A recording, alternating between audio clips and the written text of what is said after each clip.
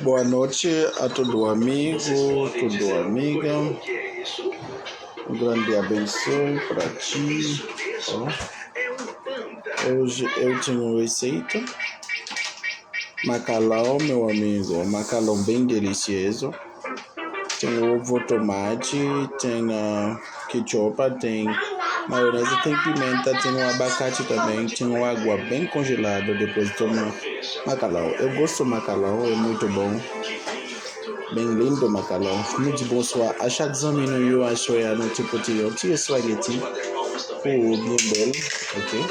C'est spaghetti, non, qui est bien belle. Qu'on soit à préparer ce spaghetti, on va manger. Qui va déranger et que nous ayons bon de l'eau glacée là, tout les jours nous va jus. D'accord, nous avons belles avocats. C'est chargé, nous avons des spaghetti, ça, avocats. Les avocats pas bien finis, non, mais ça ne peut pas mettre dans les spaghetti. On va trancher jeudi, on va manger la maille, on va avec poisson. On va trancher les avocats parce que c'est pas même nous, comment on est capable de préparer les spaghetti, des belles avocats, ou qu'on ait spaghetti, les avocats vraiment gourmets à soi. Va vraiment déranger, je ne vais pas manger les avocats parce que les avocats pas finis. Je ne vais pas well dans le cadre de ma brème, c'est moi qui m'appelle.